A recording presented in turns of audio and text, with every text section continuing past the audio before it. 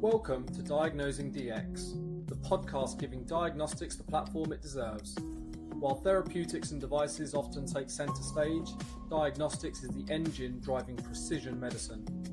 I'm your host, David Philby, and each week we spotlight the innovators, breakthroughs, and real-world challenges shaping the future of DX.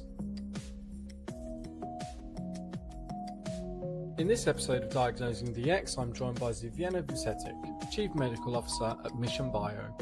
Zivjena has spent over 2 decades in diagnostics across oncology, neurology, infectious disease, and single-cell technologies, and she brings one of the clearest perspectives I've heard on why diagnostics succeed or fail. We talk about why great science isn't enough, why diagnostics don't have a commercial problem but a product problem, and what it really takes to move advanced technologies like single-cell into clinical reality. Welcome to the call this week. How are you? Good. How are you? I'm very Good to good. be here. Yeah, I'm very, very good. Thank you. Where in the world are you? I'm in Orlando, Florida. Escaping the cold front across the United States today. Exactly. I'm sure you heard about the big snowstorm up north, so escaping that in Philly. Yeah, too much. Well, we've got a great show, so hopefully this is something that will warm us up. I'm excited to get into it because actually, your background is super interesting. The role that you play within diagnostics is a really unique perspective as well, and obviously, Mission Bio and single cell, very hot topic. That the industry is really interested in. So, I'm really keen to get into it, but before we get ahead of ourselves, if you could introduce yourself and your background and career, and we'll take it from there. Yeah, thank you. Thanks for the opportunity. So I'm Zivjena Vucetic, and I'm currently the Chief Medical Officer at Mission Bio. And really, my job at Mission Bio is to make this single-cell technology, single-cell multiomics in particular, clinically relevant. As a technology company, it's kind of weird that they would have a chief medical officer, but really my job is that through, right partnerships, we get there to align the technology with really clinical decisions. How can we bring it closer to the patients? And really, my job is really fun to take this to the next level, to take this great science and great technology and make it for the first time available for the patient use. Um, and I think we asked about my background and my career. I have about 2 decades in diagnostics, coming from academia, but I spent my entire kind of industry life in diagnostics, worked in larger and smaller diagnostic companies, seen kind of the entire span, and also worked across different disease areas, oncology, neurology, infectious disease, and really, as having a medical background and working mostly in medical affairs and clinical affairs, my job was really to always be kind of a bridge between science and product and clinical use. And I think with that, I've seen a lot about how, brilliant, fantastic science, fantastic biology, fantastic early results usually don't lead to, you know, or are not straightforward leading to clinical adoption. And this is kind of where I focused my all of my work, and I really find the best fun and, this kind of messy middle. How do we really bring the science into a real product? Mm. In many ways, you're the face of the company, right? As the chief medical officer, you're the one who represents the company in the audience that really matters, where decisions are going to get made, workflows are changed, and we always hear how changing workflows, could be difficult, and education of how of the impact that a new diagnostic can have is, you can have great science and you can only get it so far because actually things don't necessarily just change because you've got some exciting science. But is that something that sort of keeps you motivated and driven to keep going? Is the sort of impact that you can have if you can, make those changes on healthcare? Yeah, absolutely. I mean, that's really where I kind of started. As an MD, I thought that, I would contribute more if I'm not treating just one patient, but dig deep into science and bring new things that advance the care.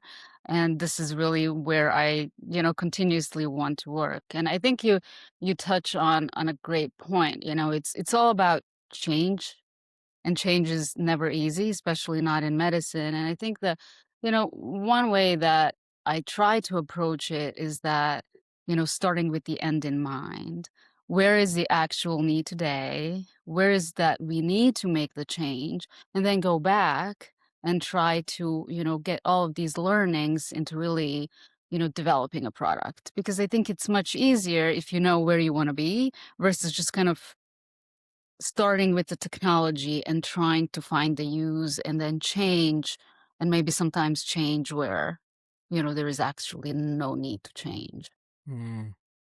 I think a lot of diagnostics companies get that wrong. They have really exciting science, and Mhm. yeah,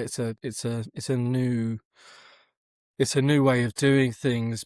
But actually, when they go out into the big bad world, they find that the need for it just doesn't really exist, and all Yeah. this money has been invested, and these are the kind of things that give diagnostics companies bad names.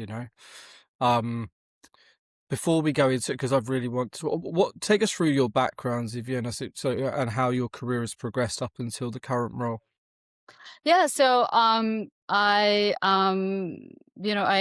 originally from Croatia, did my MD there, and then came to the US and started a PhD program. So it took me another 6 or 7 years to do that. Went to a postdoc, did a postdoc 3 years. So a long time in training and in learning. But eventually at the end of my postdoc, I kind of realized that I really want to merge the science with the medical need, and really had an opportunity to start working at Fuji Diagnostics, which is a Japanese company that has currently uh, an outpost in the US. And there, I started working on a novel oncology biomarker, just went through the FDA, but really needed clinical evidence for the adoption. And started there as N of one, the only person doing that within the company, and really, worked hard for a number of years to build the clinical evidence, economic evidence for its adoption in clinical practice. And this was kind of the first time where I realized that, having the science and even having the FDA approval is really just the starting point. It's Mm, not giving you anything that you can say that you're going to be successful. Um, so after that, within actually that time, the company also started looking at Alzheimer's and neurodegenerative space. They have acquired a company that had those assets, and of course at that time, which was probably 15 years ago, that space was completely untapped, and it was science fiction more than science. And we definitely started looking into what what the future could be. And again, at that time, really I learned the forward looking. Where is the next medical need? What is in medicine that, we can predict that will need the diagnostics will be game changers. So again, started working there in Alzheimer's with very, difficult time when all of the drugs into development were failing, and really the mm, need was for diagnostics was very, very small. Um, After that, I moved into another large diagnostic company called Ortho Clinical Diagnostics, which is now part of Quidel Ortho, and really worked on understanding how we actually need to develop the evidence and set up the clinical trials for the regulatory applications, which is very different from, well, I wouldn't say very different, but it's much more straightforward than, all of the evidence that you need for the adoption. So it's part of it. So I was there for a couple of years and really helped bring some cardiovascular products to the market. And at the same time, we were still toying with some of the new areas where, there was still medical need. But again, bumped into a lot of the same things that I've seen in the past. How do you move science into, this case, making it feasible to get through the regulatory submissions. And again, this was with kind of half and half of the success. Again, not even all of the data that was generated initially in feasibility was not sufficient to really clearly say what would be the intended clinical use. And here I kind of developed this understanding of really understanding which patient populations, how do you tailor your biomarker to the right patient population, to the right clinical decision, and then you put together the right clinical study to support all of that. Um, and then after that, I started thinking about more about this innovation path. And, at the time, there were quite a bit of companies that were making waves in oncology and getting to the market fast through LDTs, building evidence really fast. And this was really exciting for me. Kind of working with larger companies, things tend to be a little bit slower. So I joined a company that was called Clinical Genomics and worked in colorectal cancer screening space, which was just starting to be opened up to blood-based testing. And there, kind of working with the startup, different learnings, Mm, similar things with productizing the science, but there it really became important to do it fast, to do it with partnerships and funding. Setting up the company for success doesn't mean just science. It means that you need to have the right money and right backers to do that. It was a tough time. It was COVID time, I can't say that we were successful. We saw a lot of competition at that time that was well funded, and they were much faster at mm, bringing funding to their side than us. Um, After that, I moved to a very novel infectious disease company that called Carius, and really developed next generation sequencing in infectious diseases. Groundbreaking, right? We always heard about NGS in oncology, but not really thought about how this can transfer to infectious disease. And there, again, all of the same things: having the right product, having the right technology, but not having the right product. Having an influx of capital and making sure that this can be deployed very quickly to find the right use. Um, Learned quite a bit about workflow, which indications would fit for the time frame that the test can be done. You know, mm, can't be done in sepsis because it's too fast, but it can be mm, done in some highly valuable areas like hematology, oncology, where the patients really are prone to infections, but the timelines to actually get to the test results are longer. So, really nuances that can make you or break you. And sometimes you just don't think about that, like turnaround time for the test. And then after that, I again switched completely and went to a very large company, Beckman Coulter Diagnostics, that's part of Danaher, where I was chief medical officer and oversaw the entire portfolio of 257 tests and across all of the um, all of the disease areas and all of the laboratory applications. But again, really focused on bringing and expanding into innovation space.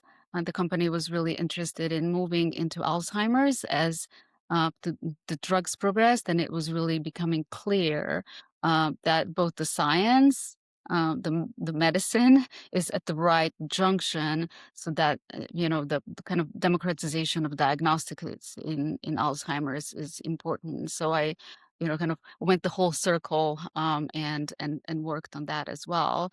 Um, and with that, again, there's a lot of things that are great with working in innovation in large companies. but I think my heart is really working on something that can become very impactful very quickly and working in this, um, more entrepreneurial environment. And this kind of led me to Mission Bio. And oh my God, I talked for about half an hour, I think. That was great. Um, the fun, I was, as you were saying, you're drawn back to the entrepreneurial side of the industry. Also, the most punishing part of the diagnostics industry, unfortunately. So It is. here we are. This, Um, I don't know. I don't know you, what draws me here, but yeah, exactly. this reward. Yeah, that's it. Um, you said at the top of the call that you were drawn to seeing things sort of back to front. Where is the unmet need and working back from that. Talk to me about who are Mission Bio and how, when you were, assessing them as your sort of the next place to invest your time, why did you feel the unmet need was so worthy of that being your sort of next venture?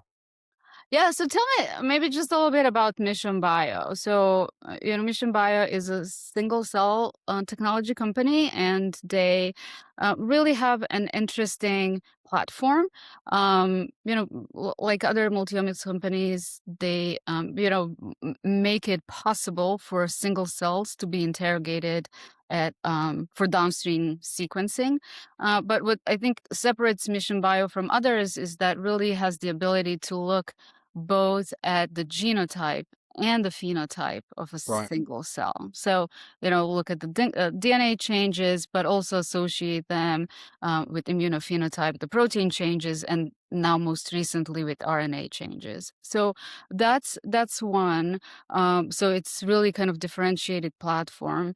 The second one, what is really was interesting to me in kind of thinking about how this new technology can be brought into clinical space is that it's the sequencing that eventually does it's based on panels, so it's targeted. It's not totally a discovery setting, also although it can be used. But with that ability, I think you have the ability to make it really tailored for different clinical uses and not just do the discovery. So, I think, when I was thinking about it, and when I first saw kind of the output of what this can bring us, I was overwhelmed. And I was thinking about how, how the clinician would think about that, if they have 15 minutes to spend with the patient.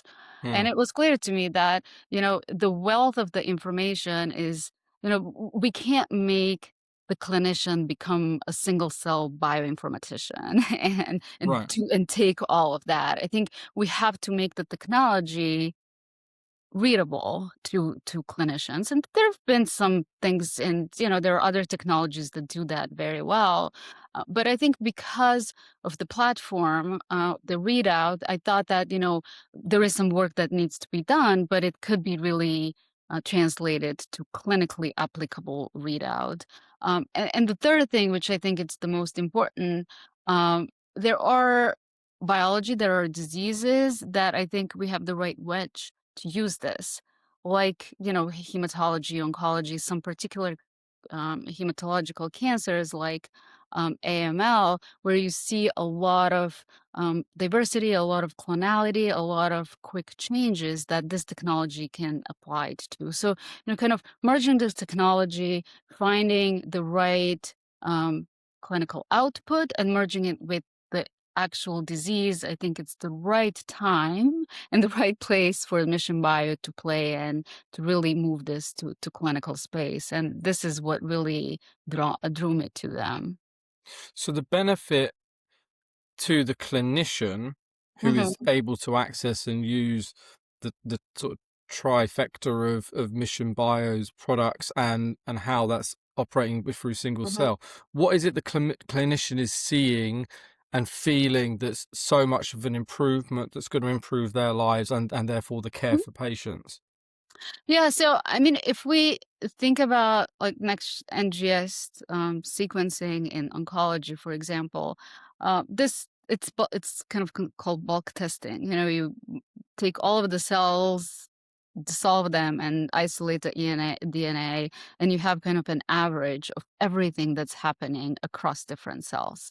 Hmm. Here, you're looking at really specific cells, which can give you a better, I guess, aperture into, you know, cancer is a mixture and some other diseases are a mixture of cells. So looking at, where actually this, either rare clone exists or rare mutation exists and how is that correlated with the phenotype of the cell is super important. Um, they actually the single cell basically lets you see each cell individually. And when you have even a small amount of cells that are really bad, they are progressing, um, they're resistant to therapy, you can act very well versus, when you're looking at bulk, these things can be either hidden or you're not getting that, you really stop guessing which populations of the cells are the ones that are bad versus the ones that are still okay. Hmm. With single cell, there's a lot of publicity around single cell at the moment. There's probably a handful of companies that are really bringing some super exciting new science to market around single cell. Um, where does that mean in terms of the phase of bringing single cell to the standard of care is? We talked about education earlier. Is it still in its infancy of, we've got to educate to make this more, populous and available, or are we starting to now see it becoming much more, involved in the conversations about the future of better diagnostics? Yeah, I think there is definitely kind of an academic understanding, right? Right. What it can bring.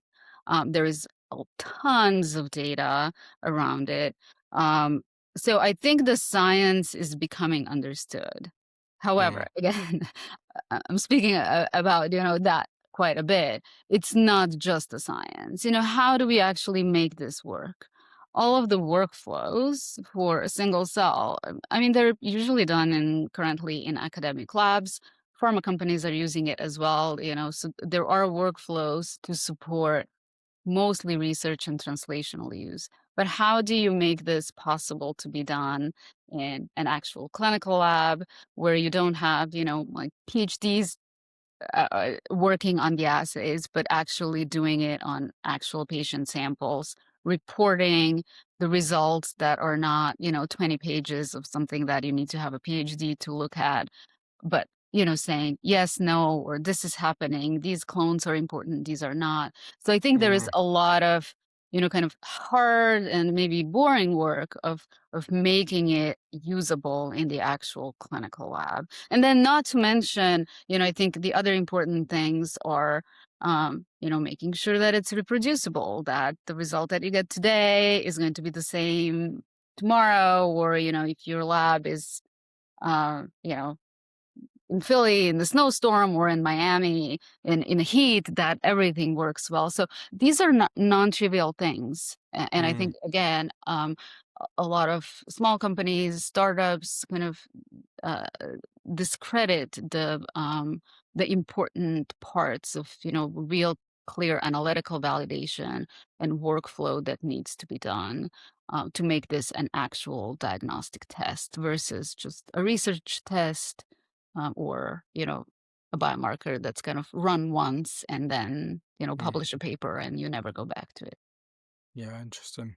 So where are Mission Bio now in terms of, the story up until now, traction, commercial traction, and why did you feel the company is set up to succeed, and that Mhm. it was the right time for you to join as a chief medical officer? Yeah, so Mission Bio was funded. It was found in 2014. So it's been 12 years that Mission Bio has started. And they started with the idea that the single cell should be practical, scalable, clinically meaningful, and it took them this time. They raised significant venture funding over time and developed the Tapestry platform. So it's really a good start. And then started rolling out multiple assays for different applications in oncology and cell and gene therapy. So these are really a great milestones to set up for this kind of possibility that that this technology would be used in clinical practice. And of course, they also worked on the analysis pipelines and built very strong install base of close to 200 academic and pharma partners. And with that, about 3 years ago, they started looking not just broadly at bringing assays onto the platform, but really looking for more clinical applications. And with that, starting really seeding the market and looking at partnerships that would generate the evidence around it. So it's not that they kind of just woke up one day and said we're going to become clinical tests, but there is really a progression of making the platform robust, developing the assays, and then generating the data, the initial feasibility data, to make sure that it actually the science is behind there. I think with me coming on board, I think it's really kind of putting all of this together and making sure that we find at least the first indication where we see that the current standard of care diagnostics are not doing the right job. Mm, And we think that AML and discovering a minimal residual disease in AML really has issues where single cell can kind of overcome the issues with currently flow and NGS, and really focusing on that area. How do we have the right partners that can validate the assay and roll it out in clinical practice, and then continuing to build the support both from our investors, but also from the scientific and academic and medical field to support, to bring the evidence to the level that it can be adopted. yeah. Um, let's talk more objectively, because you've got a fantastic wealth of knowledge and you've worked for a few different companies and spent a lot of time in diagnostics. So you've got this really interesting perspective that, you've also worked in different indications and seen, different ways of bringing new science to market.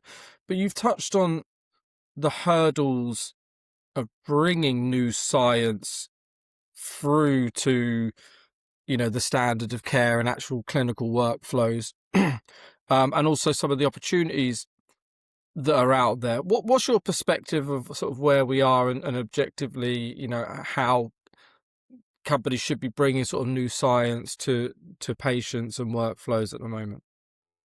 Yeah, and again, I think, I stand by that, understand, start with a decision. What are you actually changing? It's going to be much easier. I mean, even if you have a broad technology, find an application where you can actually change patient outcomes, because that's that's what will drive adoption, that will drive your, cost economic utility.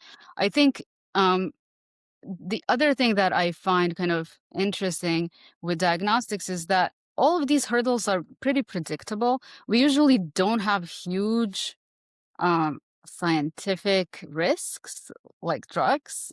It usually we know that it works, but making just this workable, kind of scientifically, we know the science, but we don't know what the product will look like. So making Mm, sure that we're not tailoring, all of the studies where, all of the money goes into just generating evidence, but actually making a product. And I think that's tied to the decision. You can't make a product if you don't know what eventually it's going to do. So I think companies should be really, careful to establishing their target product profile for diagnostics very early. I think, all of the pharma that does that very well, but I think diagnostics kind of is just kind of like trying to find and stumble upon a product while looking at the evidence. But I think we need to be a little bit more focused and intentional of designing a diagnostic product.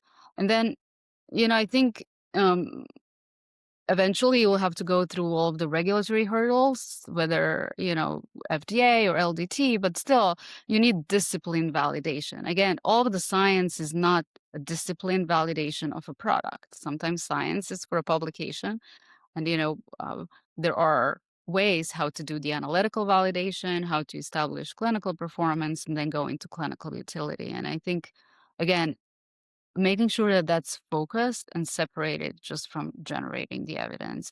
And then I think, starting again with commercially, with understanding how to win on the workflow, where are the things that you need to work on, and economics. Starting with, cost very early, especially with the new technologies, and seeing, what are your benchmarks and can you make it? Can you be profitable? Can you make the product that, people will buy based on, what you offer? Zivjena, that's one of the most interesting ways I've ever heard the industry summarized, and I loved it because when you were saying about like the risk of the science is typically very low and actually discovered very early. Everybody knows we've got the science and this is our specificity, and we're gonna, this is why it's, Mhm. we're gonna bring this to market and develop it and commercialize it and so forth. In my head, I was thinking, yeah, absolutely. What typically is the problem is a commercial problem, but actually, I think by framing it as a product problem is actually even more accurate, because if you were, maybe think of like a software company Mhm. that's, trying to bring a product to market and all the different ways you do that. The diagnostics companies typically fail because they haven't thought about their reimbursement Mhm. strategy, or the cost of FDA approval, and the, when's the right time to do Mhm. that, or just the education side of how do we educate patients, how do we educate clinicians, and so forth. These are the reasons Mhm. that diagnostics fail. It's not the science, and No, it's almost like the organization of a company. It's like, exactly. and you see it over and over I know where. again where there's an LDT commercialized, and they're just plodding along, like just trying to get the Yep. next bit of revenue. And it's like, but you just haven't developed the product, have you? The science is there, Yep. but it's not a product. That's not the same thing. I loved the way you framed that. That was awesome. Thank you. I mean, yeah, it is, to me, it's mind-boggling because it's just product development process. It's nothing. I mean, we should all know this, but it's Yeah, totally not implemented in a lot of the diagnostic companies. Small, large, everybody has the same problem with this. It's predictable, and yeah. we have. It seems like every diagnostic company is discovering, warm water or hot water over and over again. So true. You've worked across all like, many different indications. You've talked about oncology and neurology and infectious disease. What are the sort of lessons learned that you've pulled from sort of working across those different indications? Yeah, and I think, once you take this kind of, everybody should go through the same process. I think there are still very different, realities in different disease areas. I think in oncology, the advantage is really fast learning, a lot of, pharma investment and a lot of diagnostics that are tied to actually drugs. Um, but it's, I think just the willingness or, the need to find drugs that work in these terrible diseases. I think it's really moving, kind of pulling the diagnostics to be faster. So I Hmm. think I really like that. I think, the problem, and I think the opportunity for single cell still is that, these diseases are extremely heterogeneous. We still don't have the cure. And, getting a layer deeper and looking now, beyond these averages, looking at the single cell, there is opportunity. I mean, in contrast to that, I think, it's Alzheimer's and neurology, which is probably, 20, 25 years behind oncology. And all, just starting to discover the importance of precision medicine and tying diagnostics with oncology. And there, you have very different problems. It's really changing the clinical practice that was up until now not even using, biomarkers, or, Mm, very using biomarkers in a very small way. So it is starting from by changing the practice, changing the perspectives. Um, here the validation matters a lot, and bringing it to, the workflow that is really usable to be used, to establish for the first time the diagnosis of diseases that initially were just not even considered diseases. So it's really changing the perspective of even how the disease is identified and then treated, or mm, what do we call, for example, Alzheimer's versus other dementias. And then, I think, infectious diseases have its own thing. It's, speed and scalability. um we've seen it with COVID and with large epidemics, how quickly we need to adjust to that. Um, and then the economics dominate here too because of the, just the volumes. So I think I guess my point is that although, we kind of have the process, you have the science, but still every single disease area has its own particular specificities that I think you have to be aware. And you can't just say, oh, I've done this in oncology, I'm just gonna put that in neuro or infectious disease. It actually doesn't work like that. mm. And so, where do you see the future of diagnostics going from here, and how it could advance, pharma research, clinical trials, and stuff like that? Yeah, and I think this is also, one of the things that I'm still kind of struggling with, because I think pharma is using diagnostics quite a bit, from the research in early phases to now understanding that, if the drug is going to be successful, they actually need to tie it to the diagnostics. But I think that's still, again, not clear and obvious and kind of coded into the drug development process. And I Hmm. think we still have a huge role in making, you know, more affordable to discover new drugs and to develop them by, being just used way earlier and working together. I think, both pharma and diagnostics tend to work into different worlds, and there are pharma that are better at kind of making that bridge, and there are some diagnostics that are better at making that bridge. But I think, there's still kind of here speaking different languages, and that's the hurdle. Hmm. Interesting. And what's your outlook for 2026 for the world of diagnostics? Does feel like there's a bit of optimism in the air. Yeah. I'm a hopeful romantic. I think I'm optimistic myself, but I'm also a numbers guy, and I look at the numbers and look that Q4 was terrible for investment. 2025 was flat on 2024. It's still not easy out there, but there's definitely some optimism in the air. I would agree with that. I was at JPM 2 weeks ago, and there is definitely a higher level of optimism, especially for diagnostics. I mean, I'm hopeful, and I'm like you. I'm a terrible optimist. I've been in diagnostics for this long. I cannot give up, and I see the future. And I think, the critical is linking more and more diagnostics and therapy decisions. I think this is the easiest way for diagnostics to get in, especially on novel indications.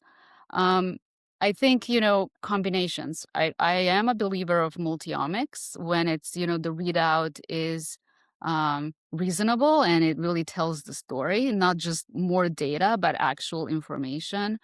Um, and I think there is also an opportunity to bring that complexity um, down with both automation and also the interpretation layer. I mean, everybody's talking about AI, and I wanted to avoid it in this context, but I do think that, it can be helpful in interpreting the number of data that we are getting from, biomarkers and diagnostic tests. And then, just kind of get a better understanding of biology with all these, even single cell like Mission Bio, I think it's important to understand and get a better understanding of disease biology and heterogeneity because that opens up really more targeted therapy. So I'm really hopeful that, with all of that, we'll definitely get to earlier use of diagnostics for the right reasons, right? And that the diagnostics will be used more often in, making the right treatment decisions, following and monitoring the patients.